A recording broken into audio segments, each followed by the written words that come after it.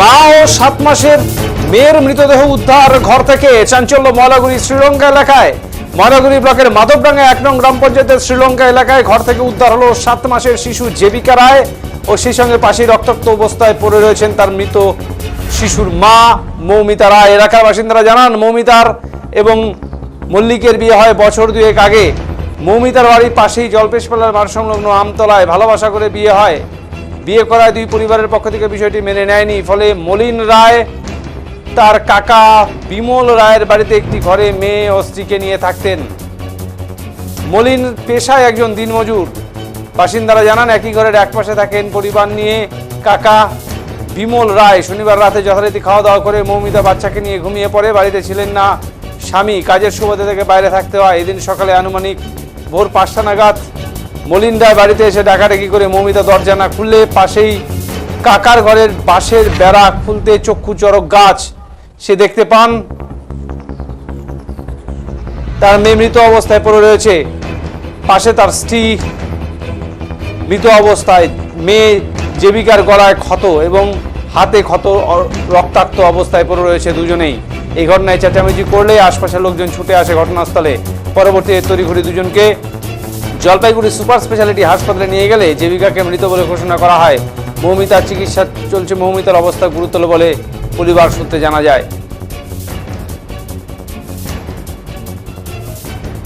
এই মুহূর্তে আমাদের সঙ্গে রয়েছেন ময়নাগুড়ি থেকে আমাদের প্রতিনিধি রঞ্জন। রঞ্জন, এই মুহূর্তে কি পরিস্থিতি রয়েছে যদি বিস্তারিতভাবে তুলে ধরো।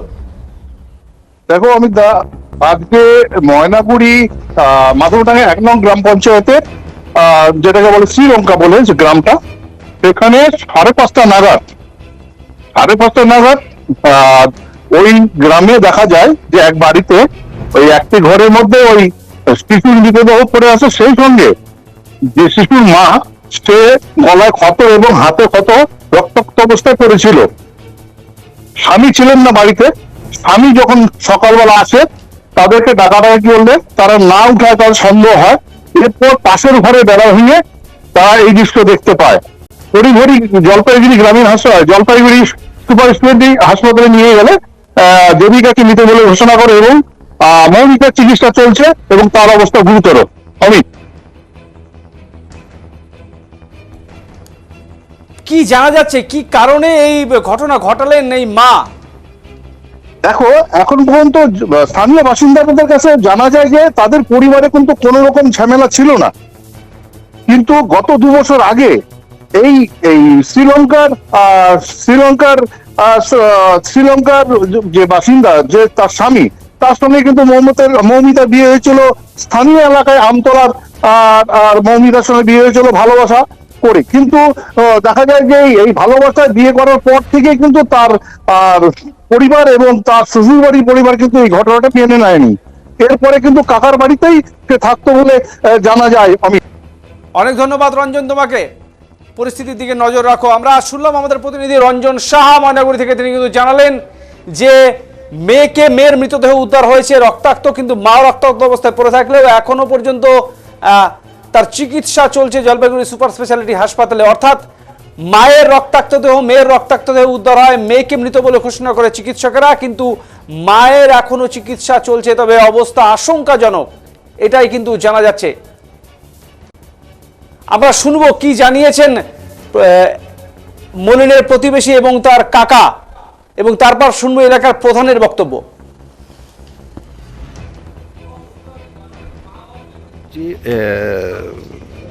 ঘটনাটা ঘটেছে সে কে হয় আপনার? ভাইস্তা, মানে ভাইস্তার বউ ঘটনাটা ঘটিয়েছে। বললাম ভাইস্তা কার বাড়িতে থাকে? আমার বাড়িতে। এদিকে তাকান, এদিকে তাকান, এইদিকে আমার দিকে তাকিয়ে। আমার বাড়িতে থাকে। আপনার বাড়িতে, মানে আপনি একটা ঘরে থাকেন, উনি একটা ঘরে থাকেন। কখন ঘটনাটা ঘটিয়েছে জানেন? কিভাবে বুঝবো বলেন তো? পারিবারিক কোনো সমস্যা না ছিল? না না, কিচ্ছু অশান্তি নেই।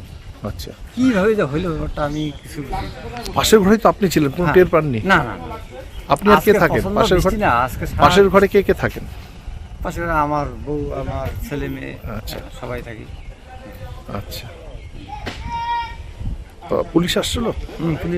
পুলিশ আসছিল। পুলিশও জিজ্ঞাসা করো। আপনার নাম? বিমল রায়।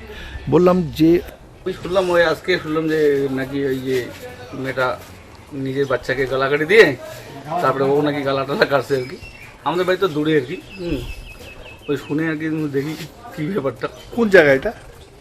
আমাদের বাড়ি তো ওই যে তোমার এটা এটা জলপেশ শ্রীলঙ্কা বলে। জলপেশ শ্রীলঙ্কা। শ্রীলঙ্কা। ওই শুনলাম ওই আজকে শুনলাম যে নাকি ওই যে মেয়েটা নিজের বাচ্চাকে গলা কাটি দিয়ে তারপরে ও নাকি গালা টালা কাটছে আর কি। আমাদের বাড়ি তো দূরে আর কি। ওই শুনে আর কি দেখি কি ব্যাপারটা। কোন জায়গা এটা? আমাদের বাড়ি তো ওই যে তোমার এটা এটা জলপেশ শ্রীলঙ্কা বলে। জলপেশ শ্রীলঙ্কা। শ্রীলঙ্কা। ওই শুনলাম ওই আজ কি ঘটনাটা হয়েছে বলো তো? আমরা ইতিমধ্যে এসেছি আমাদের জলপেশ বুথের শ্রীলঙ্কা, এটা আমাদের মাধবডাঙ্গা 1 নং গ্রাম পঞ্চায়েত জলপেশ বুথ আছে। আমরা এসে দেখি যে একটা মোটামুটি 7 মাসের মতো 6-7 মাসের মতো বাচ্চা এবং তার মা বাচ্চাটাকে বা মৃত মারা গেছেন এবং মা যিনি আছেন উনিও হসপিটালে আছেন। এসে আমরা সবাই গ্রাম পঞ্চায়েত তরফ থেকে আমরা সকলে আসি, পঞ্চায়েত এসেছেন ইতিমধ্যেই। তো আমরা ঘটনাটা কিন্তু খুবই নিন্দনীয় এবং অপ্রশংসনীয়, কারণ হচ্ছে আমরা সবাই সকাহিত এলাকায় এরকম একটা ঘটনা ঘটেছে, একটা শোকের ছায়া নেমে পড়েছে। তো বাচ্চাটাকে কি এরকম আঘাত করলো বলে মনে হয়? এখন আমরা শুনতে পারছি যে ওনার মা এবং বাচ্চারা দুজনেই ঘরে ছিল। এবার হচ্ছে আমাদের প্রশাসনকে আমাদের তদন্ত করতে হবে এবং আমরা যা দেখতে পাচ্ছি যে এই বাড়ির একটা ঘনবসতি, এই ঘনবসতি এলাকায় যে একটা রাতের অন্ধকারে বা রাত্রেবেলা ওনারা বলে শুনলাম ওনার হাজব্যান্ডও বাড়িতে নেই, কিন্তু এই যে ঘটনাটা ঘটলো এটাতে আমরা প্রশাসনের কাছে দায়দস্ত হব। হ্যাঁ, এখন ওর মার অবস্থা কি আছে? নার্সিংহোমে আছে, আশঙ্কাজনকভাবে আছে। ওর কোথায় আঘাত লেগেছে? কিন্তু শোনা যাচ্ছে গলার মধ্যে লেগেছে। কি ঘটনাটা হয়েছে বলো তো? আমরা ইতিমধ্যে এসেছি।